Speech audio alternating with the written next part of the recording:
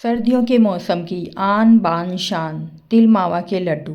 ये Laddu soft, delicious और energy से भरपूर होते हैं। वैसे तो जनवरी के महीने को तिल का महीना घोषित कर देना चाहिए, क्योंकि जनवरी के महीने में पड़ने वाले फेस्टिवल्स जो होते हैं उन पे तिल से बनी हुई चीज़ें ही यूज़ की जाती हैं। क्योंकि तिल तासीर में गर्म होता है, वो शरीर को गर्म बनाए रखता है, शरीर को हेल्दी बनाए रखता है।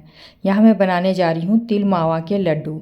यहाँ मैंने करीब 250 ग्राम सफ़ेद तिल लिए हैं, जिन्हें हमें अच्छे से ड्राई रोस्ट कर लेना है।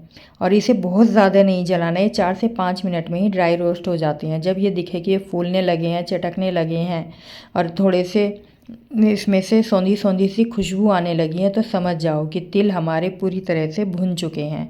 और फिर इन्हें एक बर्तन में निकाल लो, क्योंकि अगर कढ़ाई में ही छोड़ दिया तो ये जल जाएंगे। अगर थोड़े से भी जल गए तो इनका टेस्ट कड़वा हो जाता है और सारे लड्डू का टेस्ट ख़राब हो जाएगा। और यहाँ मैंने मावा एक दिन पहले ही निकाल लिया था। अब उसी कढ़ाई में 1 चम्मच देसी घी डालेंगे और अभी गैस बंद कर दिया है, क्योंकि कढ़ाई हमारी बहुत ज़्यादा गर्म है।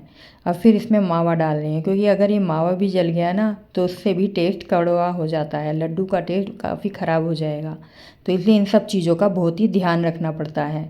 और इसे जब ये लगे कि कढ़ाई ठंडी हो गई, उसके टाइम हम गैस जलाएंगे और फिर इसे अच्छे से मिक्स करते हुए इसे सॉफ्ट होने तक इसे पका लेंगे। बहुत ज़्यादा इसे भी नहीं पकाना है, क्योंकि हमारा मावा पहले ही अच्छे से पका हुआ है। सिर्फ इसे हमें सॉफ्ट बनाना है। और जब गैस से उतार लें कढ़ाई, तब भी इसे 1 से 2 मिनट चलाते रहना है, क्योंकि कढ़ाई काफ़ी गर्म रहती है। इसके बाद यहाँ मैंने कुछ बादाम लिए हैं, उन्हें भी छोटा छोटा टुकड़ों में काट लेंगे। बादाम की भी तासीर गर्म होती है, तो ये सभी चीज़ें मिलकर शरीर को गर्माहट देती हैं, सर्दी को दूर भगाती हैं और एनर्जी से शरीर को भर देती हैं। तो ये सारे जो बादाम कट के तैयार हो गए, इन्हें हम तिल के साथ ही मिक्स कर लेंगे। और उसके बाद ये मावा हमारा थोड़ा सा ठंडा हो गया। अब हम इसमें डालेंगे पिसी हुई बूरा। एकदम से नहीं डालेंगे गर्म में, नहीं तो ये बूरा सारी पिघल जाएगी। तो इसलिए थोड़ा सा जब मावा ठंडा हो जाएगा तभी डालेंगे। यहाँ मेरे पास 300 ग्राम मावा था, तो यहाँ मैंने करीब 4 पैकेट, 100 ग्राम के पैकेट थे, तो उन्हें मैंने 4 पैकेट डाला है। इसमें से जो बाद में ये मोटे मोटे टुकड़े बच जाएंगे तो वो हटा दिए हैं। तो ये 300 ग्राम ही इसमें बूरा डली है। तो जितना मावा है उतनी ही बूरा इसमें छान कर डाल दी है। ऐसे हम बिना छाने नहीं डालेंगे, क्योंकि अगर ये मोटे मोटे पीस आएंगे लड्डू में तो ये खाने में बिल्कुल भी अच्छे नहीं लगेंगे। इस तरह से पूरा पाउडर फॉर्म में करके ये देख सकते हैं आपकी बिल्कुल एकदम पाउडर फॉर्म बनकर तैयार हुआ है। और आप चाहे तो इसमें शक्कर डाल सकते हैं, गुड़ डाल सकते हैं, वो आपके टेस्ट के ऊपर है कि आप क्या डालना चाहते हैं।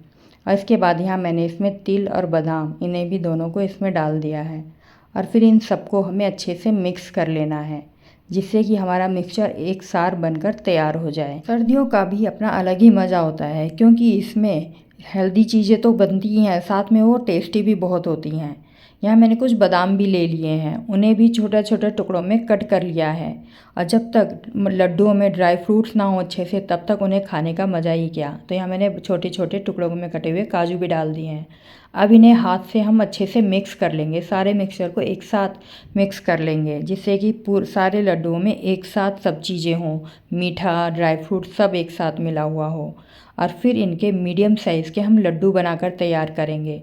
ये जो मैंने लड्डू बनाए ये ना तो बहुत ज़्यादा छोटे हैं ना ही बहुत ज़्यादा बड़े हैं, एकदम मीडियम साइज़ परफेक्ट साइज़ के लड्डू बनाकर तैयार किए हैं। इस तरह से हम सारे लड्डुओं को बनाकर तैयार कर लेंगे। ये लड्डू बहुत ही सॉफ्ट बनकर तैयार हुए हैं, जो मुंह में जाते ही एकदम से घुल जाते हैं। और ये लड्डू बहुत ही टेस्टी हैं। और ये लड्डू शरीर को सिर्फ गर्माहट ही नहीं देते, बल्कि हमारे शरीर को एनर्जी से भी भर देते हैं। और ये मैंने 300 ग्राम मावे में 300 ग्राम बूरा मिलाई थी, तो ये इससे करीब 40 लड्डू बनकर तैयार हो गए हैं। ये रेसिपी आपको कैसी लगी मुझे कमेंट में ज़रूर बताएं, और मेरी वीडियो को लाइक और शेयर करें।